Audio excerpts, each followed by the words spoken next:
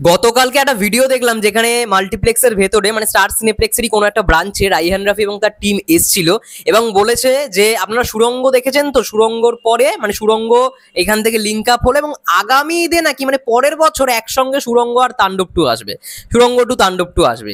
এবার এটা কতটা সত্যি বা সিনেমার প্রচারের জন্য তিনি কি বললেন এটা নিয়ে এখন কথা বলতে এসেছি। হাই এভরিওয়ান, আমি রূপম চলে এলাম নতুন ভিডিও নিয়ে। বন্ধুরা দেখো, তাণ্ডবের মাধ্যমে আমরা হিন্টস পেয়ে গেছি যে সুড়ঙ্গের মাধ্যমে মানে সুড়ঙ্গ তাণ্ডব একই ইউনিভার্সের একটা পার্ট। এবার সব থেকে ইন্টারেস্টিং যেটা বিষয় সেটা হচ্ছে সিয়াম আহমেদকে কি তাহলে তাণ্ডব টুতে আমরা দেখতে পারবো, সেটা মানে কনফার্মেশন দিতে পারছি না, কারণ সিয়াম আহমেদের যেটুখানি ঝলক দেখেছি ভাই হেভি লেগেছে ভাই, হেভি মানে ফ্যাবুলাস একটা ক্যারেক্টার দিচ্ছে। অনেকে ভাবছে হয়তো, অনেকে বলছে হয়তো বরবাদের সেই আরিয়ান মির্জার একটা লাইট ভার্সন, বাট বরবাদের আরিয়ান মির্জাও এতটা ব্রুটাল নয়। সিএমকে যেরকম ব্রুটাল এবং যেরকম স্ল্যাং দেওয়া ল্যাঙ্গুয়েজ ইউজ করানো হয়েছে ভাই, এইরকম লেভেলেরও ক্যারেক্টার নয় ভাই। ওই বরবাদের আরিয়ান মির্জার মধ্যে একটা মানে কি বলবো, একটা সোল রয়েছে, ইদিকার প্রতি মানে নিতুর প্রতি একটা ভালোবাসা ছিল এবং ওই ভালোবাসাটার জন্য পুরো চেঞ্জ হয়ে গেছিল, ঠিক আছে। বাট এই ক্যারেক্টারটা যা দেখানো হয়েছে ভাই, মানে সিএমের ক্যারেক্টারটাকে যেরকম প্রেজেন্ট করেছে রাইহান রাফি ভাই, এটা হওয়াটা দরকার বস। তাণ্ডব টুতে ভাই যদি সিএমকে নাও রাখা হয়, আমি তো ভাই চাই ভাই সিএম থাকুক। তাণ্ডব টুতে ভাই ভাই মানে যাই হোক না কেন, এই মিখাইল ভার্সেস যেন সিএমটা হয়।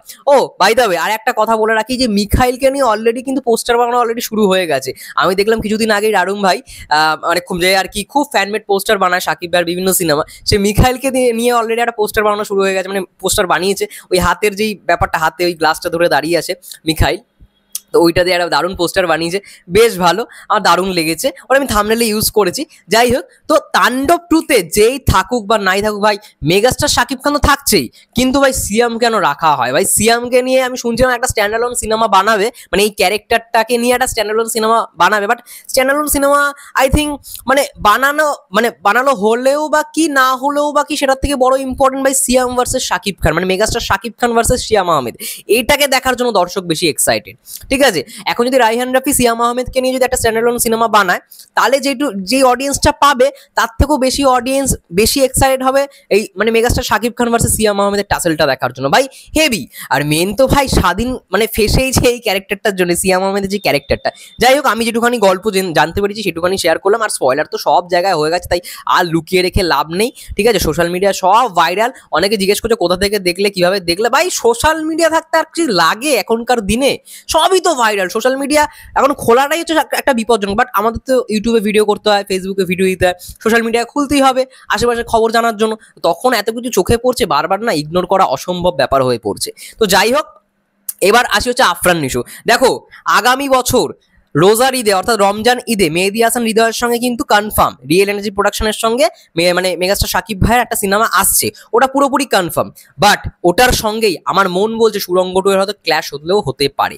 এবার পরবর্তী যদি ওই সময় না হয়, রায়হান রাফি যদি একটু ধরে সুড়ঙ্গটাকে বানায়, মানে সুড়ঙ্গ টুটাকে বানায়, তাহলে হয়তো কুরবানি ঈদে মানে রায়হান রাফি সুড়ঙ্গ টু আনবে। বাট কুরবানি ঈদে রায়হান রাফির সঙ্গে মেগাস্টার শাকিব খানের নাকি শুনলাম কোনো সিনেমা আসছে না, একটুখানি নাকি কনফার্ম হয়ে গেছে। মানে আগামী বছর রোজার ঈদে কুরবানি ঈদে কোনো ঈদেই কিন্তু রাইহান রাফি শাকিব খান জুটিটা আসছে না।